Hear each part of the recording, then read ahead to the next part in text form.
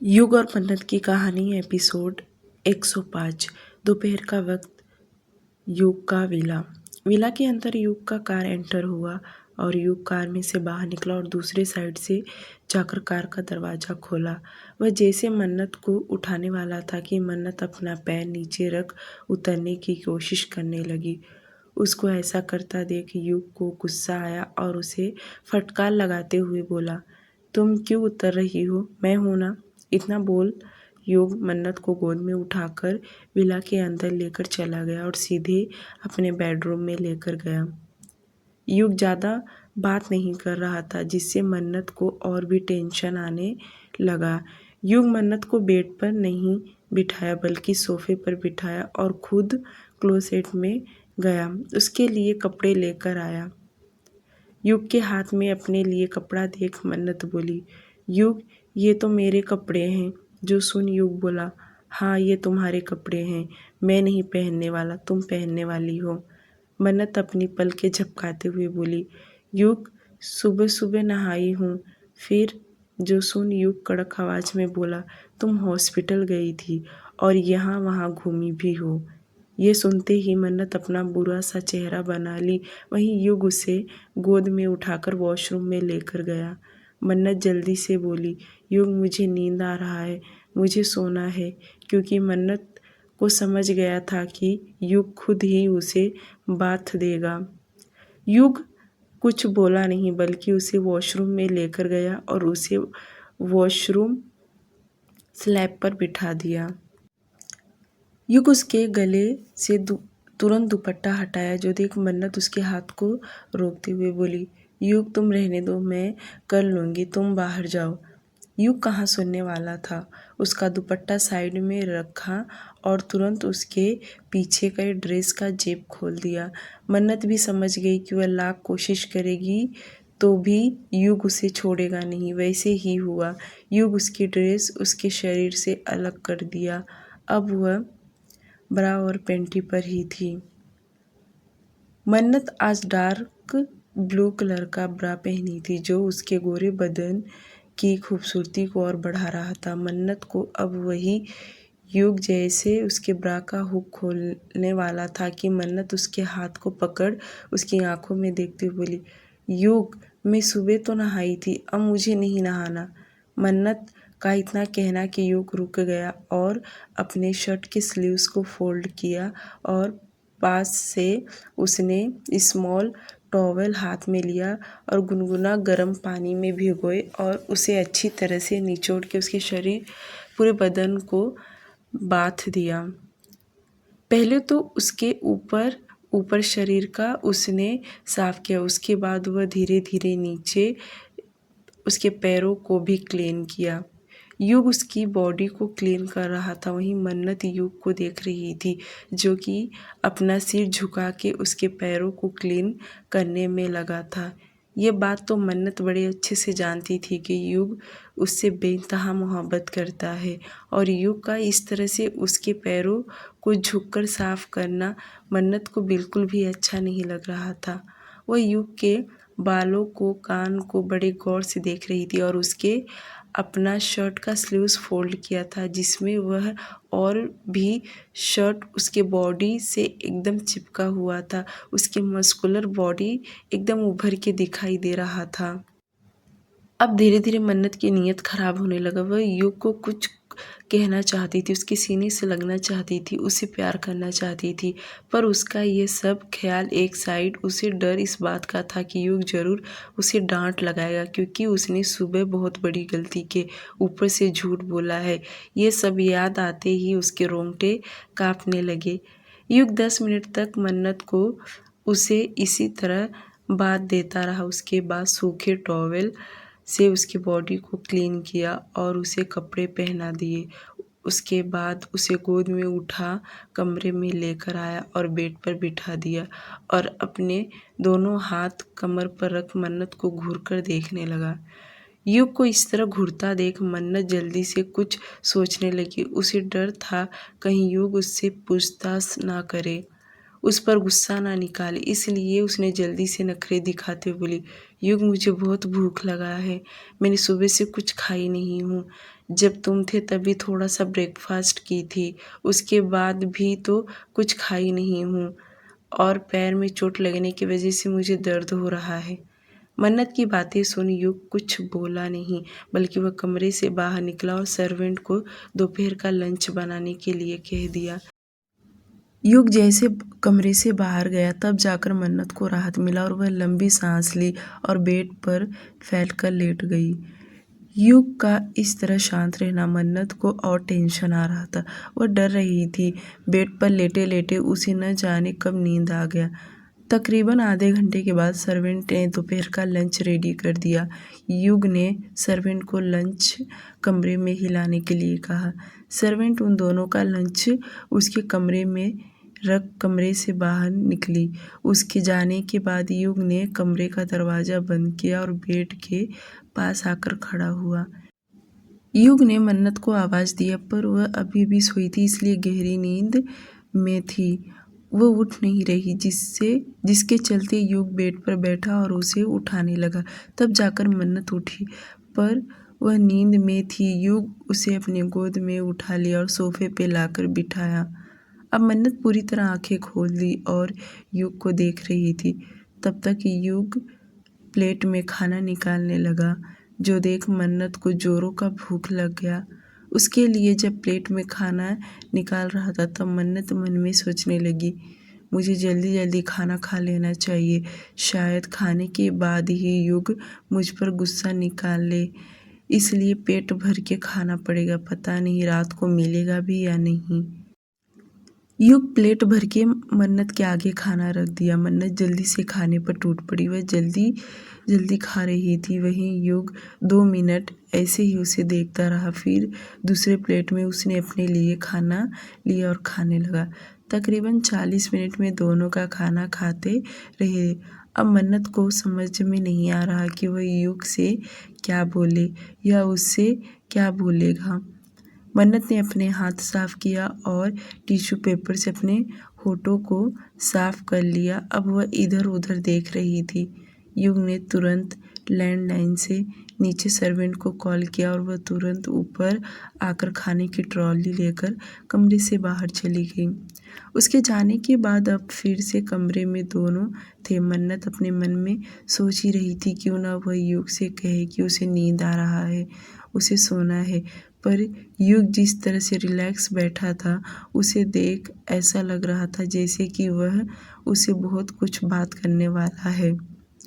मन्नत कुछ और बोल पाती या उसे बेवकूफ़ बना पाती, उसके पहले ही युग बोल पड़ा, तुम्हारा सोना खाना पीना उठना बैठना हो गया हो तो बताओ, तुम वहाँ क्या कर रही थी, क्यों गई थी वहाँ, क्या काम था? युग बहुत ही शांत आवाज़ में पूछा था, पर मन्नत तो डर ही गई थी और वह अपने मन ही मन कहने लगी, मुझे पता था युग बिना पूछे तो रह नहीं सकता। सिर्फ उसने मुझे सांस लेने का टाइम दिया था। अब तो मैं कुछ झूठ भी नहीं बोल सकती हूँ। मन्नत यही सब सोच रही थी कि फिर से भारी आवाज़ में युग बोला, मैंने तुमसे कुछ पूछा, अब बताओगी भी या मैं अपने तरीके से? मन्नत डर की वजह से तोतली आवाज़ में बोलना चालू की, युग युग व मैं। मन्नत की टूटी फूटी शब्द सुन युग गुर्राते हुए बोला, ये ABCD बाद में सुनाना, पहले क्लियर शब्दों में बोलो। यह आवाज़ युग की बहुत कड़क थी, जो सुन मन्नत सहम गई और वह अपने आप को बहुत हिम्मत जुटाते हुए बोली, मैं प्रकाश राव सर से मिलने गई थी। क्यों? युग बोला, क्योंकि काफ़ी दिन हो गया था जब से जॉब छोड़ी हूँ, एक बार भी मिलने नहीं गई थी, क्योंकि मुझे एक्सपीरियंस लेटर लेना था, इसलिए मैं उनसे मिलना चाहती थी, बाकी कुछ नहीं। जल्दबाजी में ही सही पर मन्नत का दिमाग काम कर गया और वह फिर से झूठ बोल गई। जो सुन युग बोला, पर मुझे तो प्रकाश राव ने ही कॉल करके बुलाया कि तुम उन्हें परेशान कर रही हो। आगे का मैं बताऊं कि तुम खुद मुझे बताओगी? युग उसे धमकी भरे शब्दों में बोल रहा था और मन्नत भी अब समझ गई कि युग ने उसकी झूठ को पकड़ लिया है और आगे अगर उसने एक भी झूठ बोला तो जरूर वह प्रकाश राव को यहाँ पर बुला लेगा। यही सोच मन्नत की आंखों में आंसू आ गया और वह रोने लगी और उसको बिना किसी कारण रोता देख युग को और भी गुस्सा आने लगा। युग दांत पीसते हुए सोफे पर बैठे ही वैसे ही बोला, किस वजह से तुम रो रही हो? झूठ पकड़ जाने या सच बताने में तुम्हें शर्म आ रहा है? मन्नत अपनी उंगली से आंसू साफ करते हुए बोली, युग सॉरी सॉरी सॉरी बोलकर मन्नत और जोर से रोने लगी। उसको बेवजह में रोता देख युग को गुस्सा तो बहुत आ रहा था और वह अपनी आंखें बंद कर खुद के गुस्से को कंट्रोल करने लगा। 2 मिनट तक युग ऐसे ही शांत रहा, फिर आंखें खोल मन्नत की तरफ देख बोला, क्या जानना चाहती हो तुम? मन्नत स्लो आवाज में बोली, कुछ नहीं जानना चाहती हूँ। जब कुछ जानना ही नहीं चाहती हो तो फिर क्यों इतनी भाग दौड़ कर रही हो और मुझे परेशान किए जा रही हो? बोलो क्यों? युग ये बोलते वक्त अपना हाथ सोफे पर जोर से दे मारा और वह दांत भी पीस रहा था। उसकी आंखें गुस्से की वजह से लाल हो चुकी थी। युग को अपने तरफ इतने गुस्से से देखता देख मन्नत डर के मारे कांपने लगी। 5 मिनट तक यूं ही कमरे में शांति बरकरार रहा। उसके बाद युग वापस गुस्से में मन्नत की तरफ देख पूछा कि वह क्या जानना चाहती है। युग के गुस्से की वजह से अब मन्नत को बताना ही पड़ेगा और वह पहले तो अपने आंसुओं को साफ की, फिर बोलना स्टार्ट की। युग, मुझे तुम्हारे डैड के बारे में जानना था, बाकी कुछ नहीं। तो तुम मुझसे पूछ सकती थी ना? तुम्हारे बाहर भटकने की क्या ज़रूरत है? तुम्हें मुझसे पूछने में शर्म आ रहा है जो इधर उधर भटक रही हो? बोलो, जवाब दो। युग इतनी कड़क आवाज़ सुन मन्नत डर के वजह से अपने दोनों हाथ आपस में उलझाने लगी और अपनी नज़रें धीरे से उठाकर युग की तरफ देखी जो उसे ही घूरकर देख रहा था। मन्नत का रोना बंद नहीं हुआ बल्कि वह और भी रोने लगी और अपने उल्टे हाथ से आंसू साफ करते ही बोली, मुझे डर लग रहा था तुमसे कि तुम नहीं बताओगे बल्कि मुझ पर गुस्सा करोगे, इसलिए मैंने नहीं पूछी। मुझे लगा प्रकाश राव सर के पास न्यूज़ होगा जिससे मुझे पता चल जाएगा, बाकी कुछ नहीं। युग मन्नत पर थोड़ी देर और गुस्सा करता रहा और मन्नत यूं ही बैठे रोती रही। उसको इस तरह रोता देख कि युग को बिल्कुल भी बर्दाश्त नहीं हुआ और वह सोफे से उठ कमरे से बाहर निकला और निकलते वक्त दरवाजे पर जोर से दे मारा, जिसकी आवाज़ सुनकर मन्नत हद तक डर चुकी थी।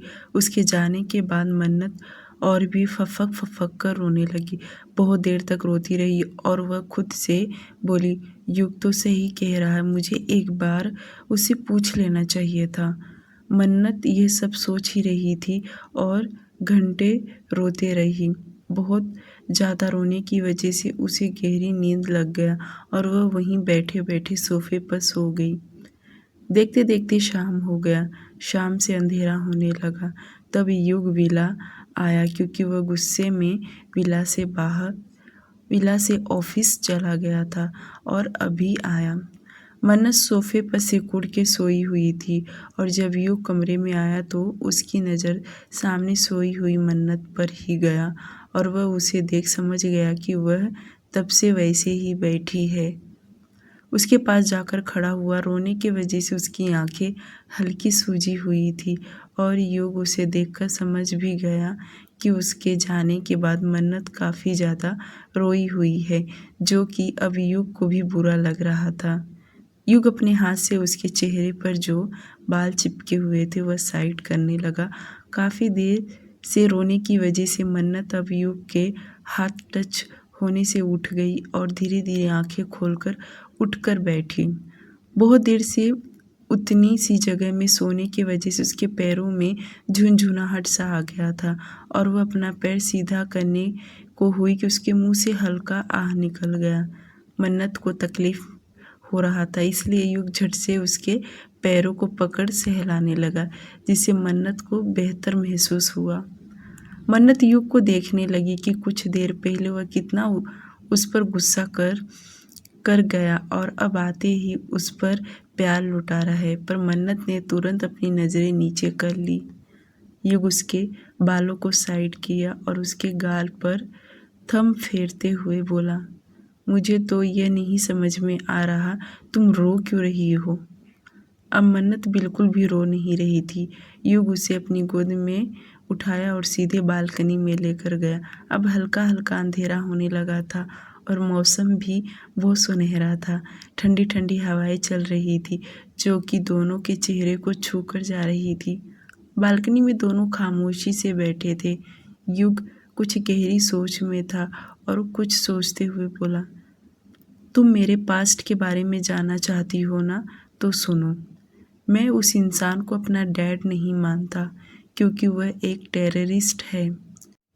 पहले तो मन्नत को यकीन नहीं हुआ कि युग अपने पास्ट के बारे में बताए, पर जैसे उसने बताना स्टार्ट किया कि मन्नत तो हक्की बक्की होकर उसकी बातें सुनने लगी।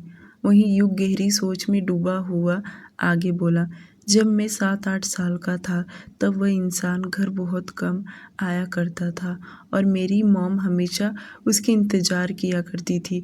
दिन बीत जाता, रात भी बीत जाता, दूसरा दिन आ जाता, फिर भी वह इंसान घर नहीं आता। सबको लगता था कि ऑफिस में बहुत बिजी है, पर ऐसा कुछ नहीं था। बाहर क्या करता था किसी को कुछ नहीं पता। और जब भी घर आता था मॉम उसे सवाल जवाब करती थी, तब वो हमेशा उन्हें गुस्से से जवाब देता। मॉम भी चुप हो जाया करती थी क्योंकि मैं भी छोटा था। काव्या तो उनके गोद में थी, इसलिए वह ज़्यादा कुछ ध्यान नहीं दे पाती। एक दिन वह इंसान रात को घर पर ही रुका था, तभी देर रात से हमारे घर पुलिस आई और जब पुलिस दरवाज़ा खटखटा रही थी तो दादी जाकर दरवाज़ा खोली और दादी ने जैसे दरवाज़ा खोली पुलिस को देखी तो दादी भी परेशान हो गई। पुलिस वाले दादी से सवाल जवाब करने लगे। उतने में वह इंसान पीछे के रास्ते से भाग निकला और पुलिस वाले हमारे घर में छानबीन करने लगे। उन्होंने हमारे घर के पूरे सामानों को उथल पुथल कर दिया था। दादी और मॉम उन्हें रोकती रही पर वह रुक नहीं रहे। काव्या जोर जोर से रो रही थी। मैं एक कोने में खड़ा था और पुलिस उस इंसान को इल्ज़ाम पे इल्ज़ाम लगाए जा रही थी। यहाँ तक कि वे लोग हमें भी धमकियाँ दे रहे थे कि हमने उसे छुपाया होगा।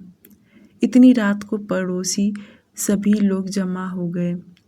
कुछ लोगों को यकीन हो रहा था तो कुछ लोगों को यकीन नहीं हुआ। वो हमारे साथ खड़े थे। दूसरे दिन न्यूज़पेपर मीडिया बहुत कुछ आने लगा कि वह किसी गैंग में से मिलकर काम कर रहा था। तरह तरह की बातें सामने आने लगी। आसपास के लोग, हमारे रिश्तेदार सब मॉम को कॉल करके पूछने लगे क्या ये सही है, पर मेरी मॉम को कुछ पता नहीं था और कुछ लोग तो ये भी कहते थे कि मेरी मॉम को सब कुछ पता है, वह छुपा रही है। पर मैं अपनी मॉम को जानता था। उस इंसान की वजह से मेरी मॉम को बहुत कुछ सहना पड़ा, यहाँ तक कि मुझे भी, मेरी छोटी बहन काव्या को भी। मैं वह दर्द कभी नहीं भूल सकता। मेरी मॉम ने कितनी मेहनत करके हम दोनों भाई बहन को पढ़ाया लिखाया। दादी हमें संभाला करती थी। हम लोग मलाड से निकलकर सीधे बांद्रा आ गए। वहाँ मॉम ने हमारी एजुकेशन कंप्लीट करवाई। उसके बाद मैं एक सेल्स मैनेजर के पास जॉब करने लग गया। उसके बाद दादी जो उनके पुराने जायदाद थे वे सब उन्होंने बेचा ताकि मैं कोई बिजनेस चालू कर सकूं। और फिर मैं छोटे से अपना बिजनेस स्टार्ट किया जो कि आज मैं इतना बड़ा एम्पायर खड़ा किया हूँ। उसके बाद हम सब मैरिन ड्राइव में शिफ्ट हो गए। युग बहुत इमोशनल हो गया था क्योंकि वो अपने अतीत के बारे में मन्नत को बता रहा था और उसकी दर्द भरी गाथा सुनकर मन्नत की आंखों में आंसू आ गया और वह उठकर युग को अपने गले लगा ली। युग वैसे ही बैठा रहा, बिल्कुल भी हिला नहीं और मन्नत उसके सिर पर किस करने लगी। युग आगे बोला, मुझे उस इंसान से नफ़रत है, इसलिए उसका जिक्र हमारे घर में कभी नहीं होता। वह उस दिन से भागा, तब से आज तक दिखाई नहीं दिया। पर लोगों से पता चला कि वह किसी बड़े गैंग में मिलकर काम कर रहा है, पर हम लोगों से उसका कोई रिश्ता नहीं। और तुम भी कान खोलकर सुन लो, आज मैंने तुम्हें सब कुछ बता दिया हूँ। अगली बार कभी उस इंसान का जिक्र मेरे सामने या किसी के सामने बिल्कुल भी करना नहीं, नहीं तो मुझसे बुरा कोई नहीं होगा। इतना बोल युग मन्नत को खुद से दूर किया और सोफे से उठ सीधे वॉशरूम की तरफ चला गया। और वहीं मन्नत सोफे पर युग के कहे हुए बातों को सोचने लगी। दोपहर में जब मन्नत घर नहीं पहुंची तो मीरा जी ने कॉल किया था, तो उसका मोबाइल युग के पास था। उसने कॉल रिसीव किया और यह बता दिया कि मन्नत उसके साथ है, जिससे मीरा जी ने कुछ नहीं कहा। पर शाम को उन्होंने कॉल किया तो मन्नत ने उन्हें यह बता दी कि आज वह और युग के साथ यहीं रहेगी, जिसकी वजह से मीरा जी ने कुछ नहीं कहा। रात के 10 बजे मन्नत ने युग के पसंद का खाना सर्वेंट को बोलकर बनवाया। उसके पैरों में चोट लगा था, जिसकी वजह से काम नहीं किया, बल्कि लिविंग एरिया में बैठी रही। वह युग के आने का इंतज़ार कर रही थी, क्योंकि युग फ्रेश होकर जब वॉशरूम से निकला तो वह सीधे नीचे आ गया और कार में बैठकर कहीं चला गया। और इधर मन्नत उसके आने का इंतज़ार कर रही थी, पर युग अभी तक आया नहीं। मन्नत को टेंशन भी आ रहा था कि आज युग की परेशानी उसकी वजह से बढ़ गई है। अगर मन्नत झूठ बोलकर नहीं गई होती तो युग उसके पीछे आना न पड़ता, और आज वही इमोशनल हुआ तो सिर्फ और सिर्फ मन्नत की वजह से। मन्नत यही सब सोच उसे बुरा लग रहा था। वह युग के आने का कब से इंतज़ार कर रही थी कि शाम से ही युग बाहर गया और अभी तक आया नहीं। और अब मन्नत को भी भूख लगा था, उसे दवाई भी खाना था, पर युग के बिना आज खाना नहीं खाने वाली थी, क्योंकि उसने युग को आज परेशान जो इतना कर दी थी। मन्नत ने युग को कॉल लगाई, रिंग तो जा रहा था, पर युग उसका कॉल रिसीव नहीं कर रहा। ऐसे ही 2-3 बार मन्नत कॉल करती गई, पर युग उसका कॉल नहीं उठाया। हार मानकर मन्नत ने शेरा को कॉल की। शेरा ने तुरंत उसका कॉल रिसीव कर लिया और मन्नत हड़बड़ाते हुए पूछी, युग कहाँ है? मेरा कॉल नहीं उठा रहे हैं। मन्नत की इतनी परेशानी भरी आवाज़ सुन शेरा बोला, मैम हम लोग रास्ते में हैं, बस आ ही रहे हैं, बॉस को कुछ ज़रूरी काम से बाहर आए थे। अब जाकर मन्नत को राहत मिला, पर उसे बुरा भी लगा कि युग ने उसका कॉल रिसीव नहीं किया। ओके, मन्नत इतना बोलकर कॉल कट कर दी। तकरीबन आधे घंटे के बाद वे लोग विला पहुंच गए। मन्नत इस वक्त लिविंग एरिया में ही बैठी थी और कार की आवाज़ सुन वह समझ गई कि युग आ गया है। मन्नत वैसे ही बैठी रही।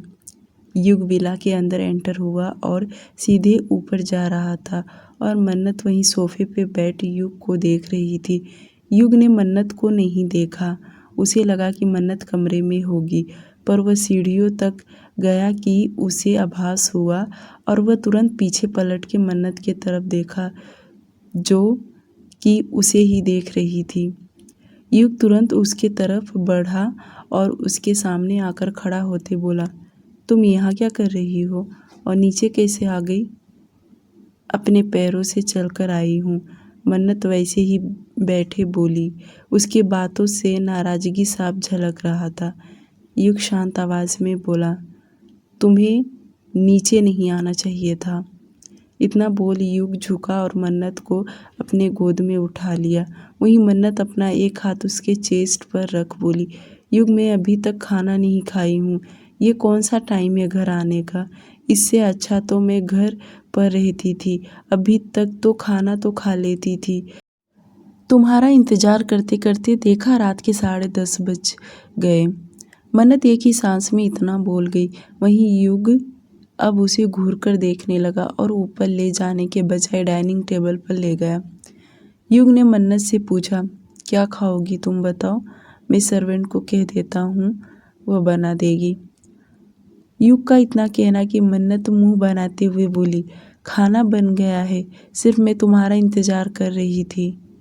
मन्नत इतना बोल चुप हो गई। वहीं युग को देख रही थी कि आखिर वह खाना खाने के लिए मना करता है या हाँ कहता है। पर युग कुछ बोला नहीं, बल्कि डाइनिंग टेबल के पास पहुंचा और मन्नत को चेयर पर बिठा खुद भी बैठ गया। सर्वेंट ने युग को पहले ही देख लिया था, जिसके चलते वह खाना गर्म करने लगी और 5 मिनट ही लगा उन्होंने डाइनिंग टेबल पर खाना लगा दिया। सर्वेंट के दोनों के प्लेट में खाना सर्व की। मन्नत युग को ही देख रही थी कि वह खाना खाता है या नहीं। वहीं युग बिना इधर उधर देखे खाना खाना स्टार्ट कर दिया और उसको खाता देख मन्नत को अब जाकर राहत मिला और मन ही मन भगवान को धन्यवाद दे रही थी कि युग ने खाना तो खा लिया। उसे डर था कि आज के दिन वह खाना खाएगा भी या नहीं, पर उसे खाता देख मन्नत ने भी खाना खाना स्टार्ट कर दी। मन्नत बीच बीच में युग को देखे जा रही थी, उसे समझने की कोशिश कर रही थी।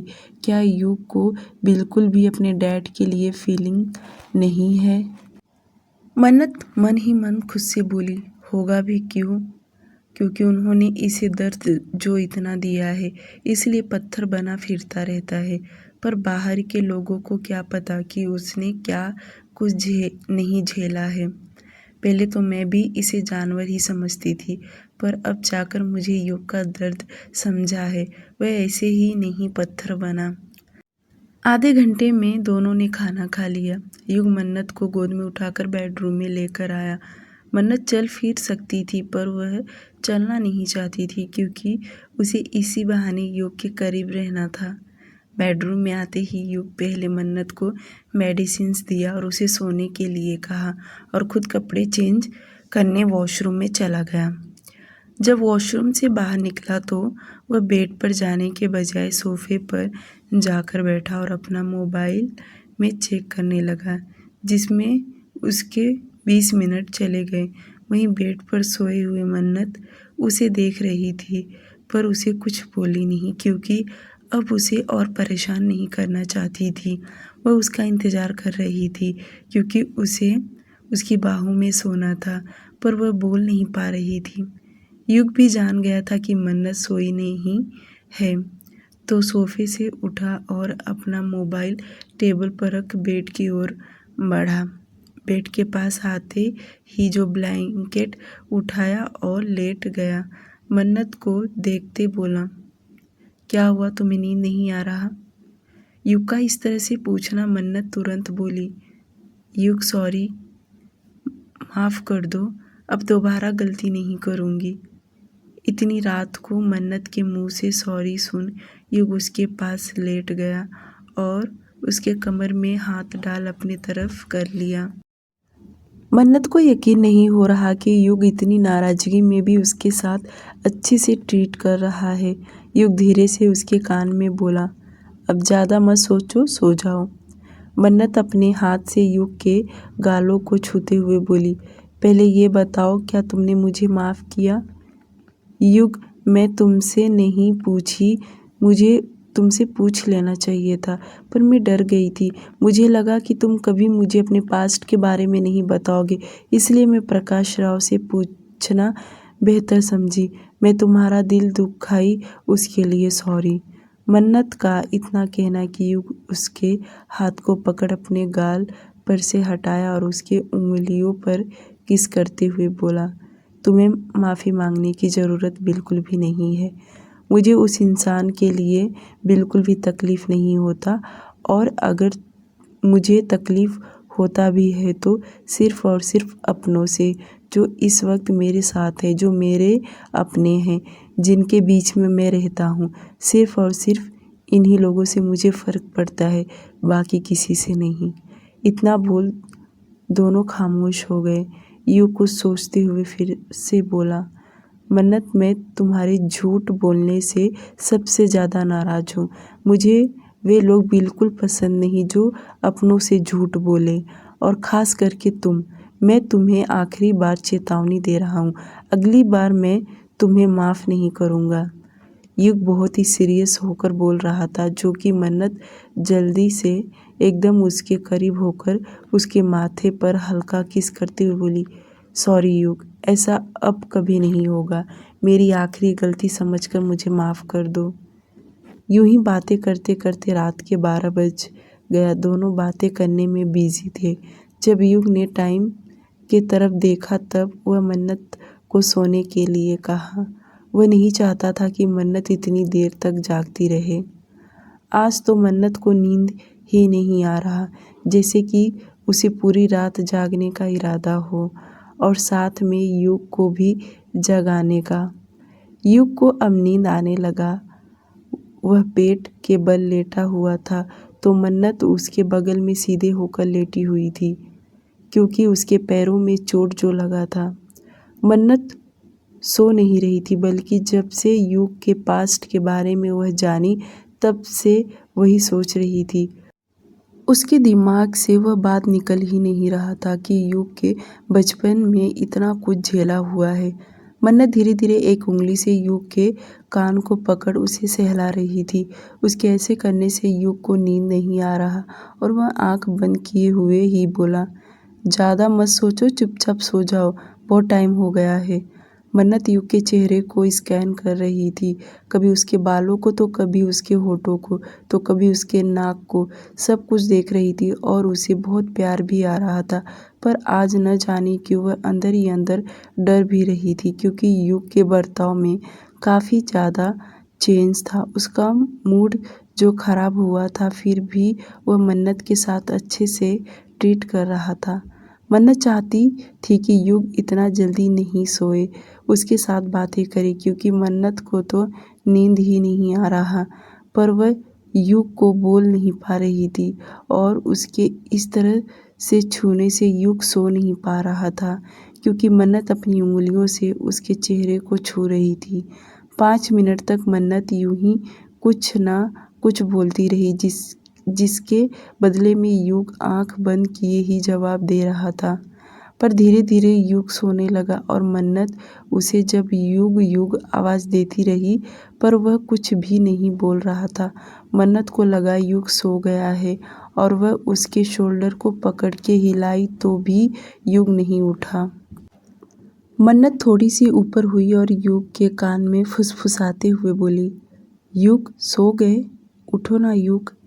युग नींद भरी आवाज़ में बोला, मैंने कहा ना सो जाओ। 2 मिनट के बाद मन्नत बोली, युग।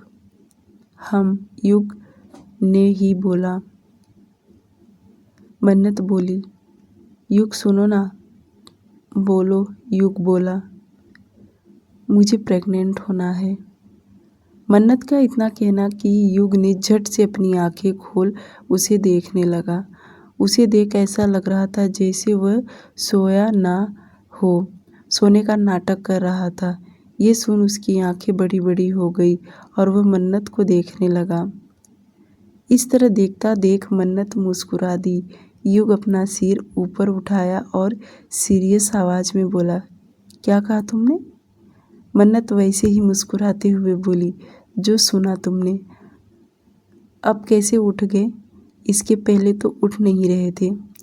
युग सीरियस होते गुस्से में बोला, मैंने कुछ पूछा, क्या कहा तुमने? प्रेग्नेंट होना है, यही कही मैंने। यह सुन तुम्हारी नींद खुल गया, वरना तो उठते नहीं। युग समझ गया कि मन्नत उसके साथ मजाक कर रही है। युग गुस्से में बोला, यह कौन सा टाइम है तुम्हें मजाक करने का? क्या तुम्हें नींद नहीं आ रहा? ये सुन मन्नत बोली, हाँ मुझे नींद नहीं आ रहा, इसलिए तो मैं तुम्हें उठा रही थी। युग को समझ गया कि मन्नत को नींद नहीं आ रहा, इसलिए वह खुद सीधा सोया और मन्नत को अपने ऊपर ले लिया और एक हाथ से उसके सिर को सहलाने लगा। युग उसे सुलाने लगा और खुद आंखें बंद कर लिया। युग ने उसकी बातों को ज़्यादा सीरियस नहीं लिया और वह फिर से सोने लगा। ऐसे ही 2 मिनट बीत गया। मन्नत अपना सिर थोड़ा सा ऊपर उठा युग की तरफ देखी, जो कि आंखें बंद किया सो रहा था। मन्नत ने सिर उठाया तो युग को समझ गया और वह आंखें बंद किए हुए ही बोला, क्या तुम्हें अभी भी नींद नहीं आ रहा? लाइट बंद कर दूं मैं?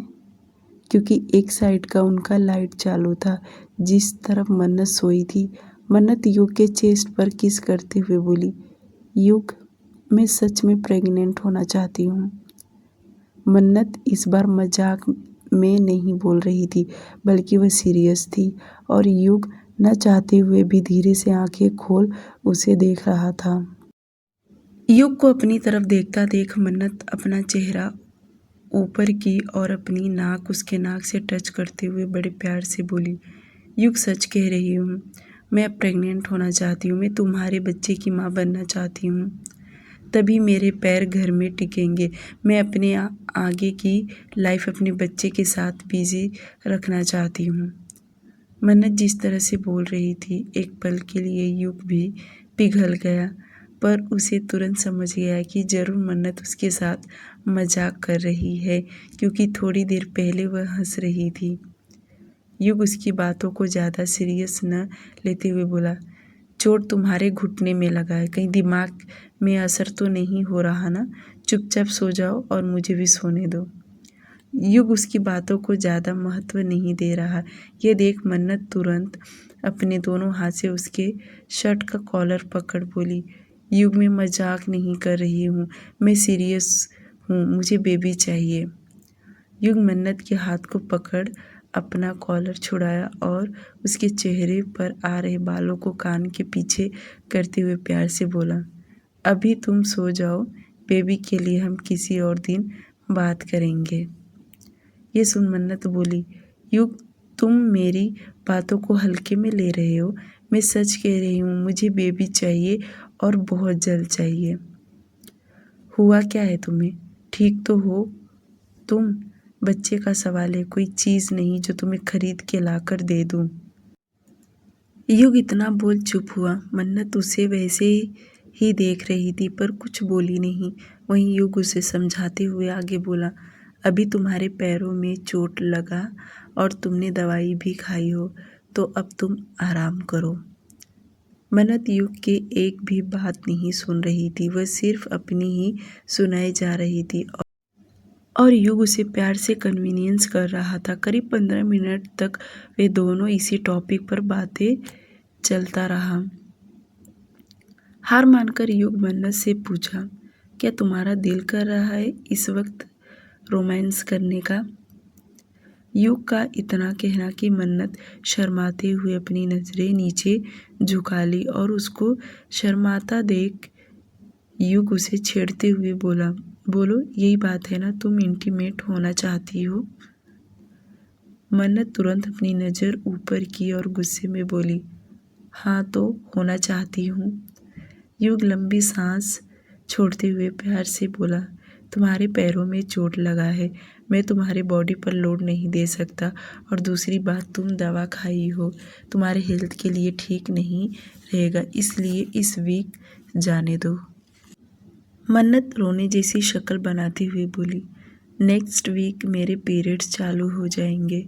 ये सुन युग अब जाके मुस्कुरा दिया और बड़े प्यार से उससे बोला, मैं नेक्स्ट वीक से पहले मैनेज कर लूँगा, पर फिलहाल के लिए तुम अब सो जाओ और मुझे भी सोने दो। आज युग को मन्नत को सुलाने में बहुत वक्त लगा। बहुत देर रात जाने के बाद मन्नत कहीं जाकर सोई। उसके बाद युग भी सो गया।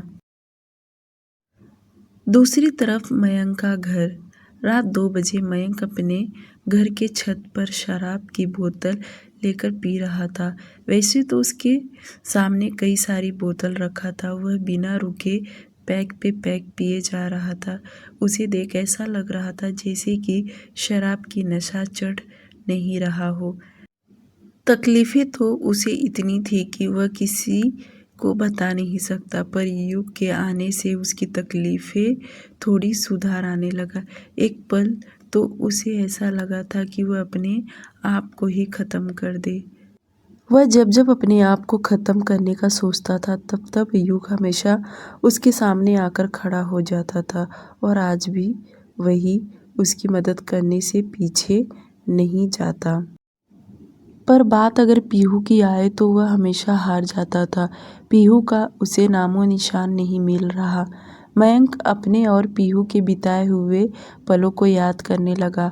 वह किस तरह उसके कॉलेज के बाहर जाकर इंतजार करता था और जब भी वह पीहू का वक्त मांगता था, पीहू कभी उसे मना नहीं करती थी बल्कि हमेशा उसे उसके साथ रहना चाहती थी। मयंक अपने और पीहू के बारे में सोचते सोचते उसकी आंखों से आंसू बहने लगे और खुद से शिकायत करते हुए बोला, कहाँ शिकायत करूं कि मैं परेशान हूँ खुद से। दिल करता है रूठ जाऊं सबसे, मगर हम पराए हैं, मनाएगा कौन। इतना बोल मयंक जोर जोर से रोने लगा और शराब की बोतल उठा मुंह पर जो लगाया तो ख़त्म होने तक वह रुका नहीं और आज भी वह छत पर ही सो गया। आज के लिए सिर्फ इतना ही। प्लीज़ स्टोरी को लाइक और चैनल को सब्सक्राइब करना ना भूलें। Please please please.